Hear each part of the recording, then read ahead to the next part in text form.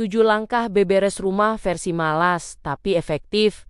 Sebelum lanjut, jangan lupa klik tombol subscribe, share, dan like ya. Boleh juga klik tombol thanks atau terima kasih. Oh iya, kalau kamu punya usul atau ide tema video berikutnya, langsung komen di bawah ya. Makasih. Dan kita lanjut sekarang.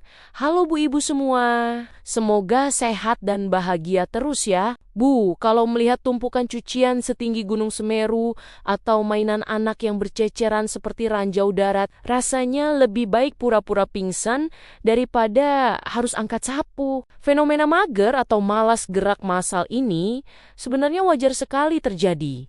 Apalagi setelah melihat harga cabai yang naik turun bikin jantung berdebar. Atau scroll media sosial yang isinya rumah orang selalu estetik tanpa debu sedikit pun. Ibu harus tahu kalau materi ini penting sekali supaya kesehatan mental tetap terjaga. Karena rumah yang rapi adalah kunci kewarasan kita sebagai Menteri Keuangan sekaligus Menteri Kebersihan. Menurut sebuah artikel gaya hidup minimalis, rumah yang berantakan ternyata bisa meningkatkan hormon stres, kortisol secara signifikan. Jadi mari kita lawan rasa malas ini dengan cara yang paling cerdik namun tetap membuahkan hasil. Langkah pertama yang wajib Ibu lakukan adalah metode pandangan terbatas, alias fokus hanya pada satu titik yang paling mengganggu pemandangan saja. Bayangkan Ibu hanya punya waktu 2 menit sebelum mertua datang tiba-tiba.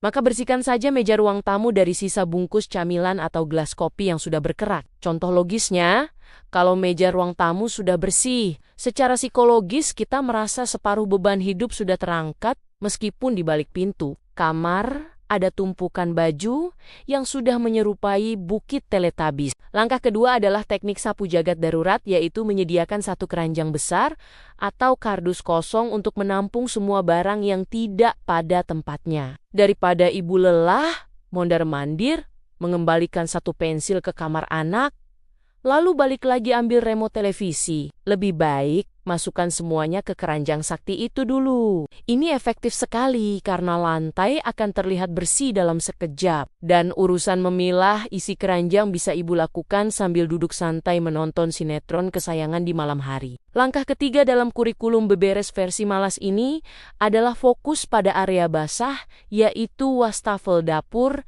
dan kamar mandi. Ibu pasti setuju kalau piring kotor yang menumpuk itu auranya lebih gelap daripada masa depan dompet di akhir bulan. Jadi cucilah piring segera setelah digunakan. Minimal wastafel kosong itu memberikan ilusi kalau dapur Ibu sangat terorganisir. Padahal mungkin di dalam lemari bawah wastafel isinya masih berantakan tidak karuan. Langkah keempat yang tidak kalah penting adalah mengatur jadwal menyapu secara strategis, alias menyapu hanya di jalur manusia saja. Tidak perlu sampai menggeser lemari jati seberat dosa masa lalu setiap hari. Cukup bersihkan area yang sering dilewati anggota keluarga. Contoh nyatanya, kalau ruang tengah dan area depan televisi sudah bersih dari debu dan rambut rontok, kaki kita tidak akan merasa risih saat berjalan.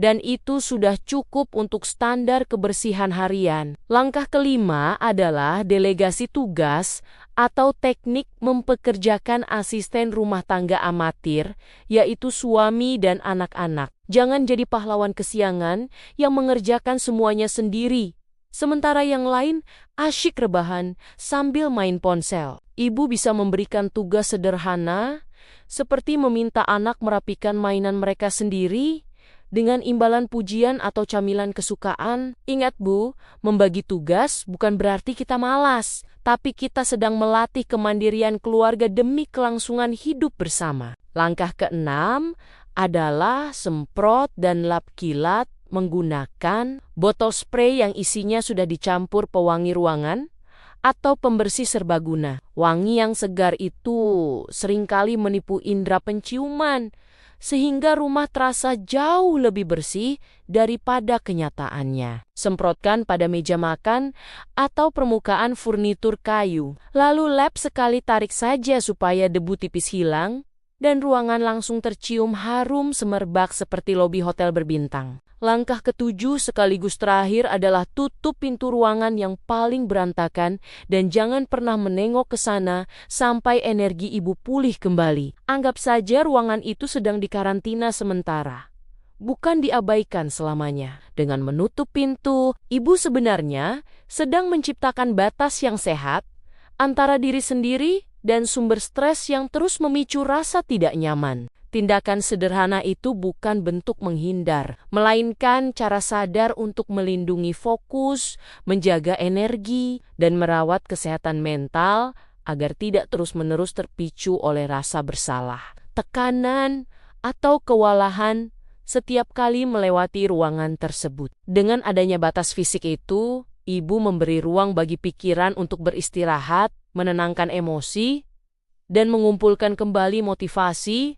sebelum kembali menghadapi situasi dengan lebih siap dan terkendali. Ingat, tujuan beberes versi malas tapi efektif adalah mengatur strategi, bukan memaksakan diri. Saat energi sudah kembali, pikiran lebih jernih, dan suasana hati lebih stabil, barulah ruangan tersebut bisa dibereskan dengan lebih cepat dan terarah. Menunda dengan sadar seperti ini justru membuat prosesnya lebih ringan, hemat waktu, dan tetap menjaga semangat ibu agar tidak habis di tengah jalan. Kalau kamar gudang atau ruang setrika sudah tidak tertolong lagi, kunci saja pintunya dan anggap ruangan itu tidak pernah ada di dalam denah rumah. Kehidupan ini terlalu singkat jika hanya dihabiskan untuk meratapi ruang setrika yang isinya sudah mirip instalasi seni kontemporer bertema tumpukan kain. Kesimpulan dari semua langkah ini adalah bahwa menjadi ibu rumah tangga yang bahagia jauh lebih penting daripada memiliki rumah yang mengkilap setiap detik.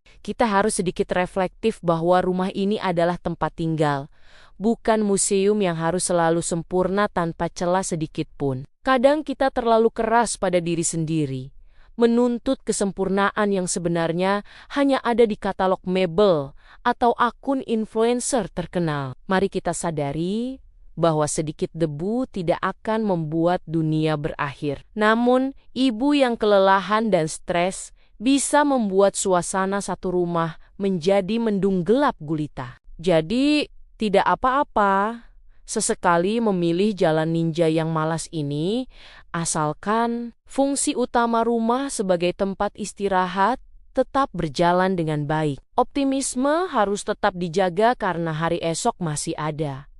Dan tumpukan baju itu juga pasti masih setia menunggu ibu dengan sabar. Tetaplah bersemangat meski hanya bisa bergerak sedikit demi sedikit, karena setiap usaha kecil tetaplah sebuah kemajuan yang patut dirayakan. Jangan biarkan standar orang lain merusak kebahagiaan ibu di dalam istana kecil yang ibu bangun dengan penuh kasih sayang dan air mata. Mari kita beberes dengan santai, tetap waras, tetap cantik, dan yang paling penting tetap punya waktu untuk sekadar duduk menikmati teh hangat di sore hari. Terima kasih sudah dengerin cerita dan curhatku hari ini. Sampai ketemu di video-video berikutnya.